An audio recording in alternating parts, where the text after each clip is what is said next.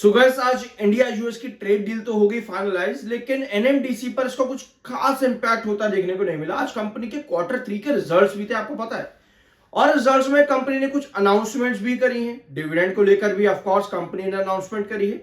Apart from this company ने अपने business production के बारे में भी बताया है। तो बहुत कुछ एनएमडीसी में आज के दिन हुआ है, लेकिन चार्ट पर कुछ खास इफेक्ट नहीं है। बस इतना सा ही कि 7 ईएमए के पास में आज के दिन स्टॉक ने अपना लो लगाया है और वहीं के ऊपर स्टॉक ने क्लोजिंग दी, जो कि एक अच्छी बात है टेक्निकल पॉइंट ऑफ व्यू से। स्टॉक ऑलरेडी अच्छा ब्रेकआउट भी दे चुका है रिसेंट टर्म्स में अगर हम देखें तो। लेकिन आज हुआ क्या है एनएमडीसी में, सब चीज समझते हैं। ट्रेड डील के बारे में बहुत सी वीडियोस में आपके साथ आज के दिन ले चुका हूं, जरूर चेकआउट कर लेना, सब्सक्राइब जरूर कर देना। आई एम NISM 7 सर्टिफाइड और ये है एनएमडीसी। क्रिटिकल मिनरल प्रोडक्शन में कंपनी ने आज के दिन अनाउंसमेंट करी है। स्ट्रैटेजिक एंट्री कंपनी यहां पर करने वाली है और specially India Europe, India US, इन दोनों ही ट्रेड डील के बारे में, जो कि मदर और फादर है एक दूसरे की ट्रेड डील्स कहा जा रहा है ग्लोबल कंडीशंस में।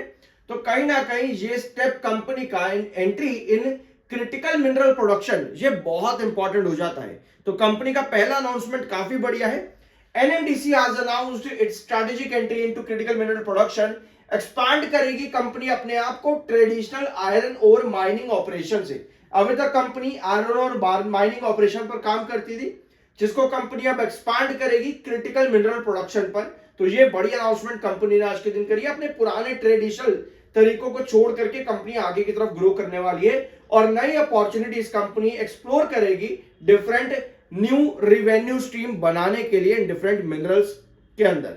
ठीक है, सो ₹2.5 का ₹2.50 का कंपनी ने आज के दिन इंटरिम डिविडेंड भी अनाउंस कर दिया है और बाकी अपडेट्स मैं आपको बता ही चुका हूं। ठीक है, टोटल प्रोडक्शन कंपनी का हुआ है 5.56 मेट्रिक टन का और सेल्स कंपनी की आई है 4.79 मेट्रिक टन की और क्यूमुलेटिव प्रोडक्शन कंपनी का है 42.45 मेट्रिक टन और सेल्स में 39.73 मेट्रिक टन कंपनी ने सेल्स का डाटा ये दे दिया है। रिजल्ट्स कैसे है कंपनी के? दिसंबर 2025, ये रहा आपका दिसंबर 2025 रिवेन्यू है, यानी कि सेल्स 7,611 करोड़ की कंपनी ने सेल दी है, जो कि सितंबर में 6,378 करोड़ की थी। और पिछले साल अगर आप घूम करके आते हो तो 6,568 करोड़ का कंपनी का यहां पर रिवेन्यू था। कंपनी ने अपने ट्रेडिशन को कंटिन्यू रखा है, जहां दिसंबर के क्वार्टर में कंपनी इन कंपैरिजन विद सितंबर बढ़िया रिवेन्यू देती है।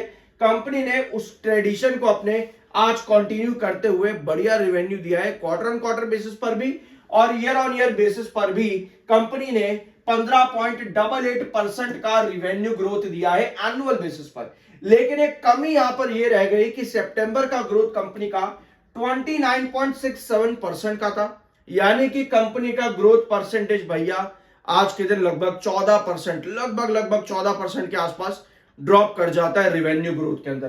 तो पहला सेगमेंट भले ही रिवेन्यू ईयर ऑन ईयर और क्वार्टर ऑन क्वार्टर बेसिस पर बढ़ा है, बट ग्रोथ परसेंटेज पर कंपनी उतना नहीं काम कर पाई है जितना सितंबर में कंपनी ने किया था। अदर इनकम से कंपनी को 372 करोड़ का फायदा हुआ है।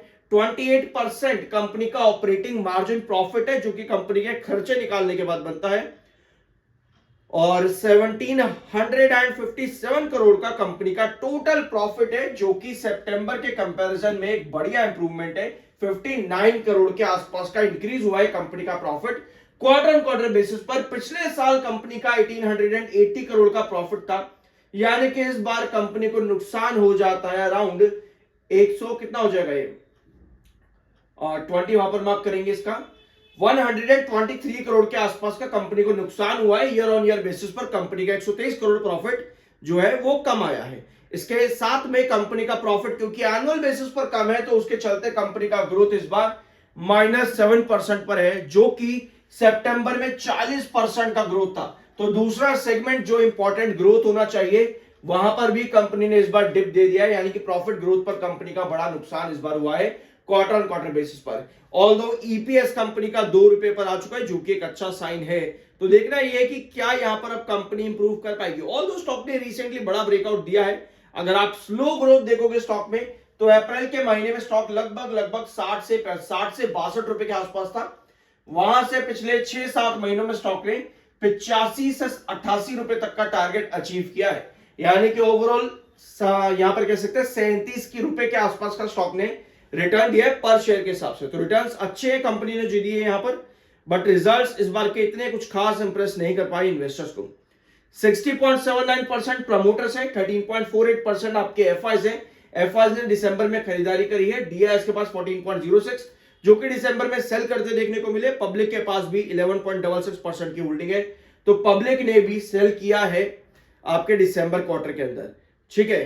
टेक्निकली स्टॉक न्यूट्रल है, 52.9 का आपका एमएफआई, 52.5 का आपका आरएसआई। तो ये थे कंपनी के आज के दिन के रिजल्ट्स और कंपनी का टोटल प्रोडक्शन जो कि क्वार्टर 3 में कंपनी ने बताया है। कंपनी ने इंटरिम डिविडेंड भी दे दिया है। कंपनी ने नई प्रोडक्शन के लिए कंपनी नई स्ट्रैटेजीज भी बनाने वाली है आने वाले टाइम के अंदर। तो पूरे सेक्टर को देखते हुए जो अनाउंसमेंट्स है ट्रेड डील्स को लेके कंपनी की तरफ से पॉजिटिव स्टेप है, पॉजिटिव अनाउंसमेंट है। रिजल्ट से इतना प्राइस भले ही नहीं करा, बट अनाउंसमेंट्स ने कंपनी के डेफिनेटली इन्वेस्टर्स को अट्रैक्ट जरूर करने की आज के दिन कोशिश करी है। आई होप कि ये वीडियो आपको पसंद आया होगा। सब्सक्राइब जरूर कर देना। I am NISM 7 certified. मिलता अगले वीडियो में।